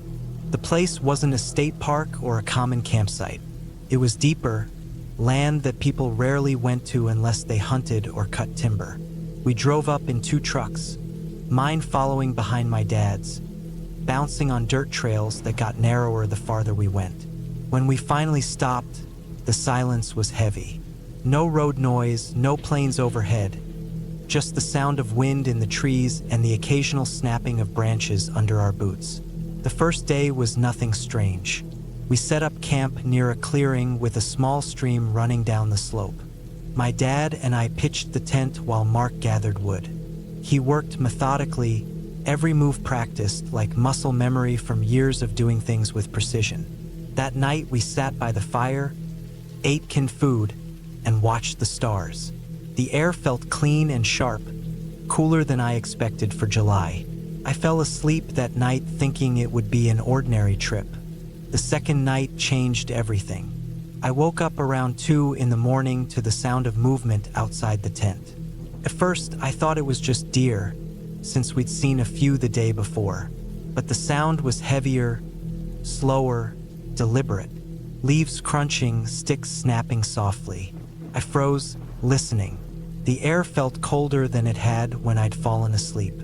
My dad was out cold beside me, his breathing steady. I wanted to nudge him awake, but I stayed still, trying to figure out if I was just imagining it. Then I heard something else, like a slow exhale, not animal-like, but human. My stomach dropped. The steps circled the tent once, then faded off toward the trees. I lay there stiff, eyes open in the dark, waiting for it to come back. My pulse hammered in my neck. Eventually, I heard nothing but the wind again. I told myself it had to be another camper, maybe someone hunting or passing through, but I knew how far off the main trails we were. Nobody would just stumble into our camp this deep at night. In the morning, I didn't say a word.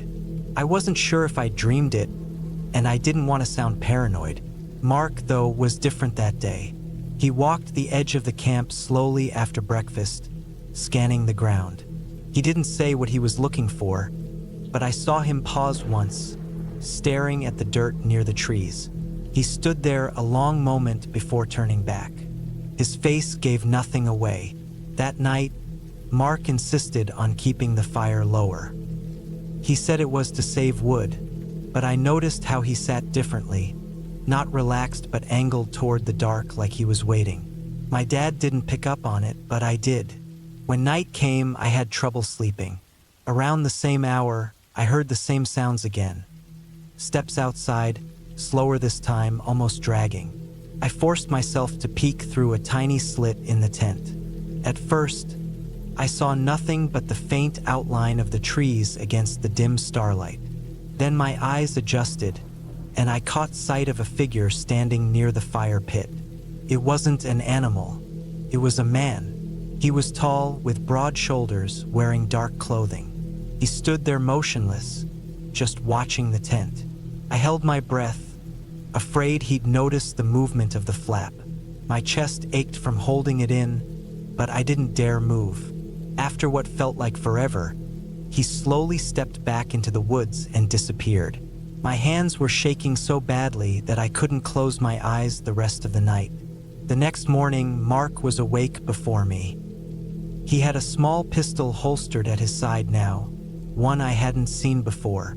He didn't announce it, just wore it openly while making coffee. My dad didn't even question it. Mark had that kind of presence. If he did something, it was for a reason. We spent the day hiking, fishing a little, trying to pass time, but I couldn't shake the image of that man. I kept glancing at the tree line, half expecting to see him standing there. I noticed Mark scanning too, though he tried to make it subtle. The air felt heavier, as if we were waiting for something we couldn't avoid. That night, everything escalated. I lay awake again, my nerves shot. Around 1 in the morning, the sounds returned, heavier now, closer, with no attempt at being quiet. Sticks cracked loud underfoot. I could feel the ground faintly tremble from footsteps. Then came a noise that froze me, metal scraping on metal, like a blade brushing against something. Mark moved before I could even react. He unzipped the tent halfway and slid out silently, pistol in hand. My dad stirred but stayed put, half asleep. I lay there, heart slamming, listening. A few moments later, I heard a voice. Low, angry, words I couldn't make out. Then Mark's steady tone, firm but calm, not raised. There was no yelling, just short exchanges. Then silence. The silence stretched so long it felt unbearable. Finally, Mark came back. He crouched by the tent, zipped it, and sat just inside. His face was tight, jaw locked. He didn't say what happened, and I didn't ask. None of us slept the rest of the night. At first light, Mark insisted we pack up. My dad went along with it, though he seemed confused. I just moved as fast as I could, eager to leave. While tearing down the tent, I noticed something carved into one of the nearby trees, fresh and rough. It was a symbol almost like an arrow or a crude cross. The bark around it was pale from being stripped.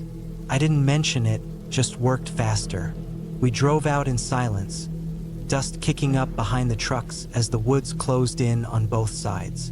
The farther we got from the campsite, the easier I felt I could breathe. When we finally hit paved road again, Mark pulled his truck to the side and told my dad he'd meet us back at the house later. He didn't explain why. He just gave me a sharp look, one that said not to talk about it. I never did. To this day, I don't know who that man was or what he wanted. Maybe he was living out there off the grid and saw us as intruders. Maybe he was more dangerous than that, someone who hunted people instead of animals. What stuck with me most wasn't the sight of him standing by our fire.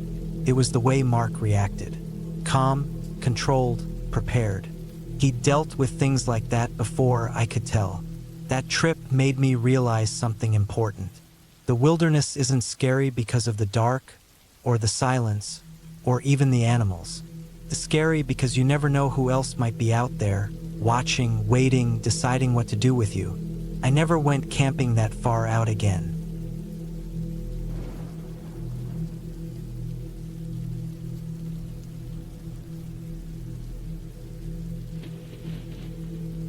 I was 27 when I decided to take a solo hunting trip deep into the mountains of northern Montana. It was October 2016, and the air was already carrying that sharp edge of winter that cuts through your clothes no matter how many layers you wear. I had been hunting since I was a teenager, usually with friends or family, but that year I wanted to go alone. Maybe it was pride, maybe stubbornness. I had convinced myself I needed the quiet, a break from the steady noise of the town and the endless churn of work. I drove up an old logging road for nearly 2 hours until the gravel thinned into ruts.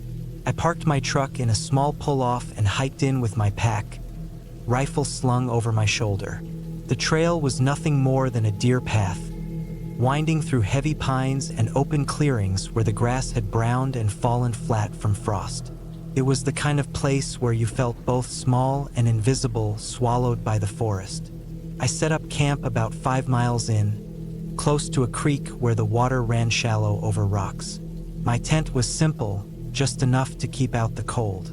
After pitching it, I gathered wood, built a fire pit, and sat there for a long while listening to the sound of water and wind moving through the branches. Felt good at first, isolated but peaceful. The first day passed quietly. I tracked a few sets of deer prints, but the wind wasn't in my favor and I never got close enough for a shot. That night, the temperature dropped hard. The fire kept me warm, but every time it died down, the cold pressed against the tent like it was trying to seep inside. I didn't sleep much, just drifted in and out, listening to the forest settle and shift. The second day, I woke up to thin frost on the ground. My breath hung in the air like smoke. I boiled some instant coffee, ate jerky, and packed light for the morning hunt. I moved up into higher ground, following game trails that cut through heavy brush. Around noon, I saw fresh elk tracks, big ones, still sharp-edged in the mud. My pulse jumped. I followed them deeper until the ground leveled out in a clearing. I crouched low, listening. That's when I noticed something strange. The woods were quiet, too quiet. Usually, you hear something out there.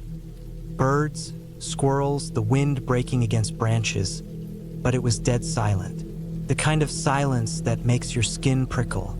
I held still, scanning the tree line, rifle ready. Nothing moved. Eventually, I told myself I was overthinking it, but the feeling didn't shake off easily. As the day wore down, I turned back toward camp. By the time I got there, the light was already fading into that gray-blue shadow before night. I built the fire up again, cooked a can of beans, and sat there eating in the orange glow. The silence from earlier kept bothering me. It had been thick, heavy, like something was out there watching. I tried to tell myself it was just the weight of being alone, but the thought nagged at me. That night, just after I zipped into my sleeping bag, I heard it. Footsteps. At first, I thought it might be a deer or elk moving through the brush, but these weren't the sharp, quick steps of an animal. They were slower, more deliberate. Crunch, pause, crunch. They circled the tent, not close, but close enough that I could hear the leaves and twigs underfoot. My chest tightened. I reached for the rifle beside me, fingers brushing cold steel. The footsteps stopped after a while. I stayed awake for hours, listening, waiting for them to return. They never did. I must have drifted off sometime before dawn, because I woke to pale light spilling across the fabric of the tent. The third day was worse. I tried to hunt, but I couldn't shake the feeling of being watched. Every twig snap behind me made me spin. I saw nothing. No person, no animal, but my nerves were raw. When I returned to camp that evening, I noticed something that made my stomach drop. My pack had been moved. It wasn't much, just shifted a foot or two from where I'd left it by the tent, but I knew I hadn't touched it. My food bag was unzipped, though nothing was missing. It was as if someone had opened it and closed it again, careful not to take anything. That night, I didn't sleep at all. I kept the fire burning high, rifle across my lap. Around 2 in the morning, I saw movement just beyond the firelight. A shape, tall and thin, standing still between 2 trees. My eyes strained against the dark. I thought maybe it was just a trick of the fire, shadows playing tricks, but then it moved. Slow, steady, like it wasn't in a hurry at all. I raised the rifle, but the figure slipped back into the trees, out of sight. I sat there, heart pounding, waiting for it to return. Didn't. By dawn, I had made up my mind. I was leaving. I packed quickly, shoving everything into my bag with shaking hands. The woods felt wrong now, heavy with a presence I couldn't explain. I started back down the trail, trying to keep a steady pace, but every so often I heard it again. Footsteps behind me, not close, not far, just following. When I reached the truck, relief washed over me so hard I almost dropped my gear.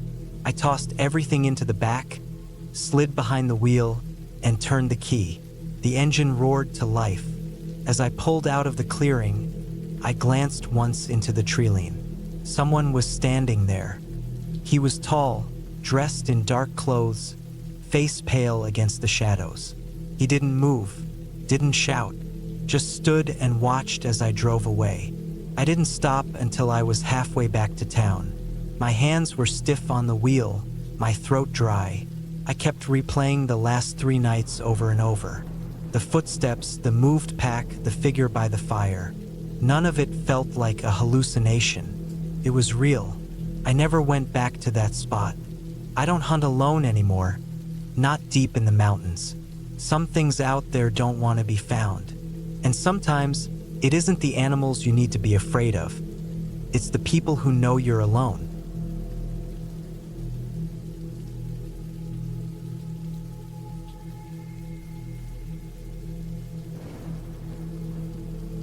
I was 24 when I went camping alone in the high desert of northern New Mexico.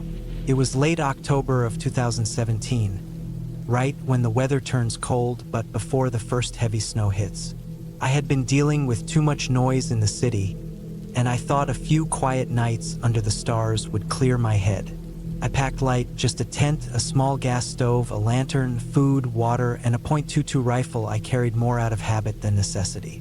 I drove out of Santa Fe early in the morning, heading toward a spot I had been to only once before with a couple of friends. It was a few miles off the paved road, surrounded by juniper, pinyon pine, and those wide open spaces that seemed to stretch on forever. The last few miles were rough dirt, with deep ruts carved by summer rains. By the time I reached the flat clearing where I planned to set up camp, my truck was coated in dust, and the sun was hanging low. I got my tent up quickly, the fabric snapping in the wind as the temperature dropped. The place felt empty in a way that was both peaceful and unsettling. No traffic noise, no voices, no houses nearby. Just the occasional scrape of wind across the dry brush and the distant calls of coyotes. I cooked a quick meal, ate, and then walked around the area until the last bit of daylight disappeared behind the mesas. That first night, I lay in my sleeping bag listening to the silence. It wasn't complete silence. There was the usual night life. Crickets, a few owls, and the coyotes yipping far off. Still, it was the kind of quiet that presses against your ears, the kind that makes you hyper-aware of every small sound. I drifted off around midnight, but woke up sometime in the night to a noise I couldn't place. It wasn't a coyote, wasn't an owl. It was closer, a sound like footsteps crunching slowly over gravel and dry leaves. I told myself it was probably a deer or maybe a stray cow from one of the nearby ranches. I kept still and listened. The steps came closer, then stopped just outside my tent. My heart pounded so hard I could feel it in my throat. I held my breath, waiting for the zipper to move or the fabric to shift, but after a long minute, the sound faded. Whoever or whatever it was walked off into the brush. I barely slept after that. At first light, I crawled out of the tent and looked around. There were tracks near the edge of camp, but they were strange. They looked like human footprints, but the size was odd, longer than mine, the toes spread wider. They weren't clear enough to be certain, but they didn't look right. The second day, I tried to push it out of my head. I went on a long hike through the red dirt canyons, carried my rifle just in case, and tried to enjoy the isolation.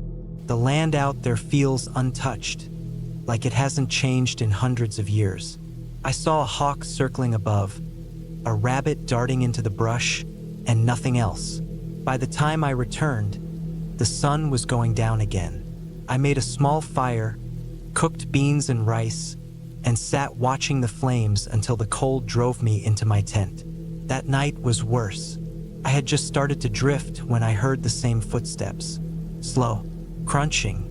This time I didn't pretend it was an animal. The steps circled my tent, deliberate, like someone was pacing around it. I stayed completely still, gripping my rifle, every muscle tight. The sound went on for what felt like forever, then stopped. I lay there in silence, waiting, but the night stretched on. At some point, exhaustion won and I slept. When I stepped out at dawn, I froze.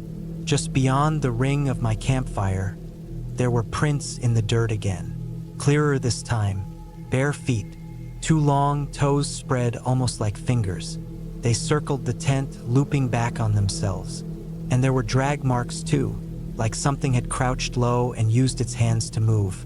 I thought about packing up and leaving right then, but part of me didn't want to give in to fear. I convinced myself it was some local messing with me, maybe trying to scare me off. It didn't make sense, but it was easier to believe than the alternatives. The third day dragged on, every sound making me jump. The wind through the branches sounded like whispers, the crows overhead like warnings. By late afternoon, clouds rolled in, heavy and dark. The wind picked up, carrying the smell of rain and something else. Something sour, like rotting meat, came and went, but it stuck in my mind. That night, the storm broke. Lightning flashed over the mesas, thunder echoing like rolling drums. I sat in my tent, lantern off, rifle in my lap. The rain hammered the fabric, and for a while it drowned out every other sound. Then, between the thunder, I heard it again. Footsteps, but heavier this time. Slow, dragging. They stopped right outside the tent. The fabric pressed inward like a hand, or something like a hand, was brushing against it. I froze. The outline wasn't right. The fingers looked too long, the palm too narrow. It dragged across the tent wall, circling, pausing at the zipper. My breath caught. I sat there in the dark, waiting, and then I heard something that nearly made me drop the rifle. It was my name, whispered, stretched out, almost human but not quite. The voice cracked like someone trying to use vocal cords that didn't work the way they should. I couldn't take it anymore. I ripped open the zipper and shined my flashlight into the storm. For a split second, I saw something at the edge of the beam. It was crouched low, skin pale against the dark, limbs too long, head cocked at an unnatural angle. Its eyes caught the light and glowed back, flat and animal-like. Then it moved, faster than anything should, and was gone into the brush. I stood there shaking, rain soaking through my clothes, flashlight beam cutting through the storm. Nothing, just the sound of the wind and thunder. I didn't sleep the rest of the night. At first light, I packed everything into the truck, hands trembling so bad I dropped gear more than once. I didn't even bother folding the tent. I just threw it all in the back and gunned the engine down the dirt road, fishtailing in the mud until I hit pavement. When I finally got back to Santa Fe, I sat in my apartment for hours, still hearing the sound of those footsteps in my head. I told myself it was just some person, someone messing around. But I knew, deep down, that what I saw wasn't a person, not the way we understand it. I never went back to that spot. Even now, years later, I still think about it whenever I hear footsteps at night, or when the wind picks up that sour smell. People can laugh and say it's just stories, but I know what I saw, and I know how it felt standing there in the dark with something circling my tent. The worst part isn't that it was out there. The worst part is knowing it knew my name.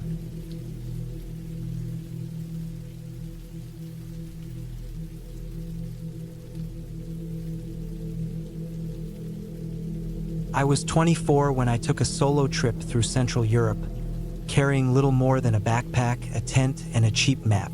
I wanted to move away from the noise of the cities and spend some nights in the wilderness.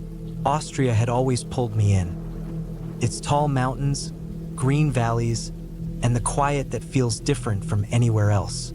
That summer, in July of 2016, I found myself in the Tyroll region, hiking alone through stretches of forest that felt endless. By late afternoon one day, I was exhausted. I had walked for hours with the sun hot on my back, sweat running down under my shirt, and my legs starting to feel heavy. The trail wound uphill, then down into a valley where a small stream cut through. I decided it was a good place to stop. The air there was cooler, and I could hear the water running, steady and calm. I dropped my pack, drank deeply, and found a flat patch of grass near some birch trees where I could set up my tent. The evening felt normal. I boiled a packet of rice on my little stove, sat by the water, and listened to the wind pushing through the trees. The smell of damp earth and pine was strong.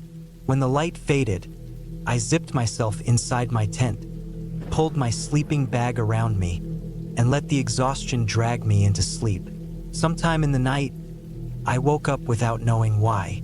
My eyes opened to pitch black, the kind of dark you only find deep in the woods.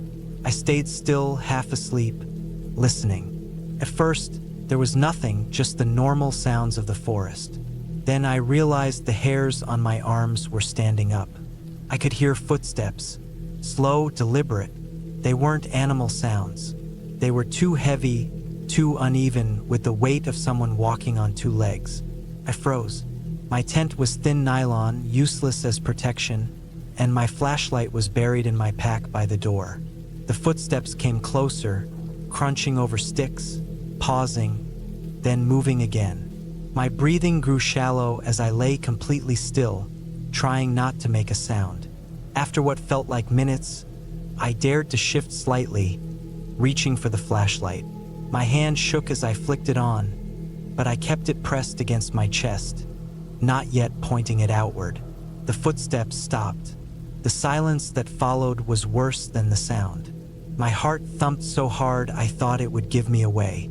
Then I heard it again, this time on the other side of the tent. Slow steps circling me.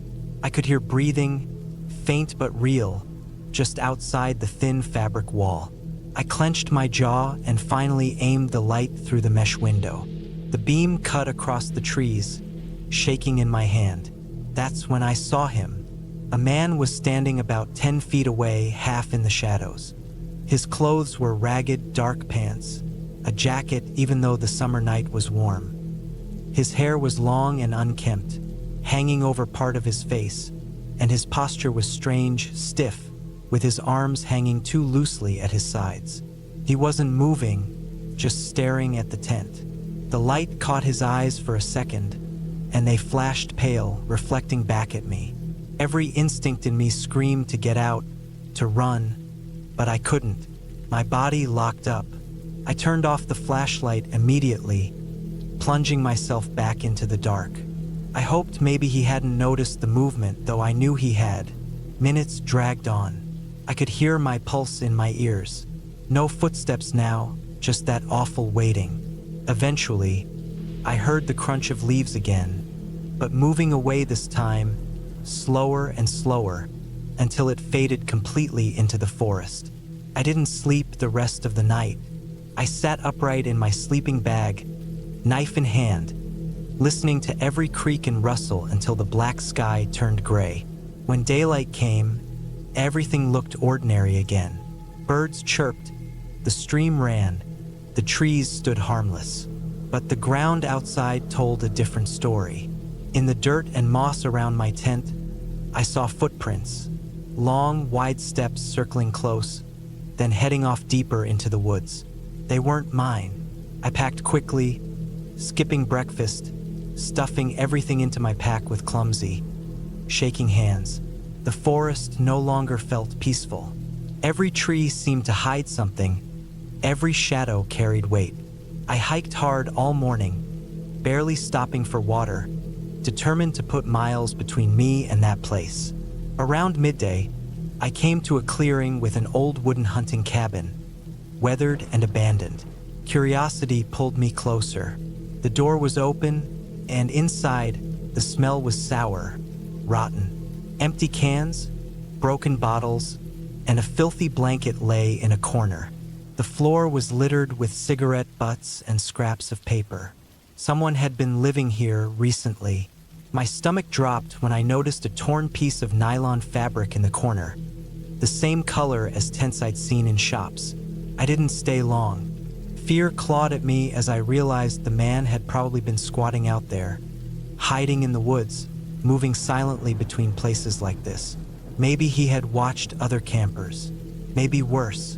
I pushed on, ignoring the ache in my legs, until I reached a small village by late afternoon. Seeing houses, cars, and people felt unreal after the night I just had.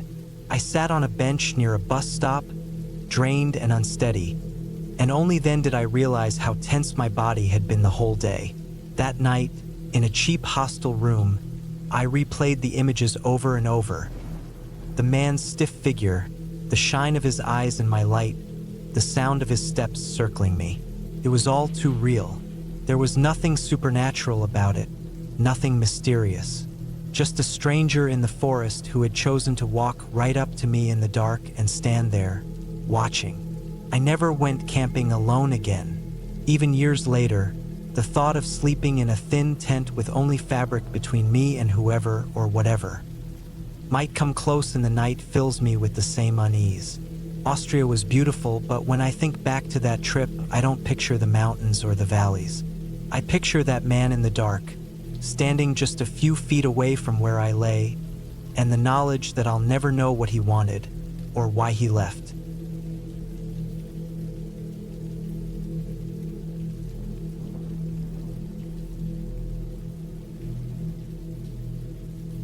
I was 23 the summer I decided to go camping alone in the mountains of northern Colorado. It was the summer of 2014, and I had been restless for weeks, working a boring job in town and spending most of my days stuck inside. I had grown up hiking and camping with my uncle, but I hadn't gone out alone before. I figured I could handle it. I had a decent tent, a sleeping bag that could handle cold nights, a cheap propane stove, and a small backpack of food. I wasn't planning on being out there longer than 2 nights. I drove out on a Thursday morning, taking old county roads that twisted higher into the mountains. The sky was a hard blue, no clouds, and the air got thinner the further I went. By mid-afternoon, I found a pull-off on the side of a dirt road and a faint trail that led downhill into a valley. I parked the car under some pines, loaded up my pack, and started walking. It was hot enough to make me sweat, but in the shadows of the trees, the air felt 10 degrees cooler. The spot I found to camp was about 1.5 miles down, near a creek that cut through a wide stretch of grass. There were old fire rings in the dirt, so I knew other people had camped there before, but it was empty that day. I set up my tent a little ways back from the water, under some spruce trees. It felt good to be away from people. All I heard was the rush of the creek, the sound of wind in the trees, and the occasional bird. I cooked a small dinner before the sunset, just beans and rice, then sat by the water until it got too dark to see. When I crawled into the tent, the ground felt hard under my sleeping pad, but I was tired enough that it didn't matter. I lay there listening to the night sounds, the gurgle of the creek, an owl far away, something small rustling in the grass. Sometime after midnight, I woke up to a sound that wasn't normal. It wasn't an animal noise I recognized. It was heavy footsteps, slow, moving through the brush not far from my tent. I froze, listening. The steps stopped, then started again, closer. My heart started pounding. I told myself it could be a deer or maybe even an elk, but the steps were too careful, too deliberate. Animals crashed through the woods. This sounded more controlled, like someone trying not to make noise. I stayed still for almost an hour, just listening. The footsteps came and went, sometimes circling, sometimes further away. Eventually they faded, and I lay there in the dark, wide awake, waiting for morning. When daylight finally came, everything looked normal. There were no tracks around my tent, at least none I could see. I told myself I had overreacted, that maybe it was just an animal moving oddly. I ate some oatmeal and tried to relax. But when I walked a little up the trail that morning, I found something that made my stomach tighten. About 50 yards from camp, there was a tree with bark stripped away in long vertical marks. Not claw marks, scrapings like someone had dragged a knife or some metal tool down the trunk. The shavings of wood were fresh, still pale against the darker bark. I didn't like it.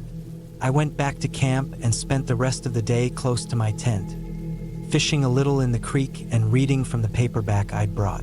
I kept looking up from the pages, scanning the tree line. I didn't see anyone. That night, it got worse. I hadn't even fallen asleep when I heard it again. Footsteps, slow, moving in a half circle around the tent. I lay flat, barely breathing. The steps stopped directly behind me, only a few feet away. Then there was silence. I could almost feel someone standing there, just watching. Minutes passed, then the sound of twigs snapping as the steps retreated. I finally forced myself to unzip the tent and shine my flashlight out into the trees, but the beam caught nothing but trunks and shadows. I barely slept the rest of the night. When the sun came up, I knew I couldn't stay another night. I packed my things as fast as I could, stuffing the sleeping bag and breaking down the tent with shaking hands. I was halfway through rolling the tent poles when I noticed something in the grass, just beyond where I had staked the lines. It was a boot print, a human boot print pressed deep into the dirt. It wasn't mine. The tread was different, and the size looked larger than my foot. Whoever it was had been standing right next to my tent. I didn't even bother making breakfast. I jammed everything into my pack and headed for the trail. My head kept swiveling left and right, checking the trees, every sound making me jump. At one point, I thought I saw movement, a flash of dark fabric between branches, but when I stopped to look, there was nothing there. By the time I reached the dirt road, my legs were burning, and I was sweating from more than just the climb. My car was parked in the same spot, but as I got closer, I saw something hanging from the driver's side mirror. It was a strip of bark, the same kind that had been stripped from that tree. Someone had tied it with twine into a loose knot and left it dangling from the mirror. I stood there staring at it, my mouth dry. The whole forest was quiet, like it was holding its breath. I threw my pack in the back seat, yanked the door open, and started the engine. Gravel sprayed as I floored it down the road. I didn't slow down until I hit the highway almost 30 miles later. I never went back to that spot. In fact, I didn't go camping alone again after that. I don't know who was out there with me those 2 nights, or why they stayed hidden instead of showing themselves, but I know they wanted me to realize they were there. The footprints, the scraping on the tree, the bark left on my car, it wasn't random. It was deliberate, and that's what made it terrifying. Someone had been watching me the entire time, close enough to touch my tent, close enough to follow me back to my car, and I'll never know what they wanted or how long they would have stayed if I hadn't left when I did.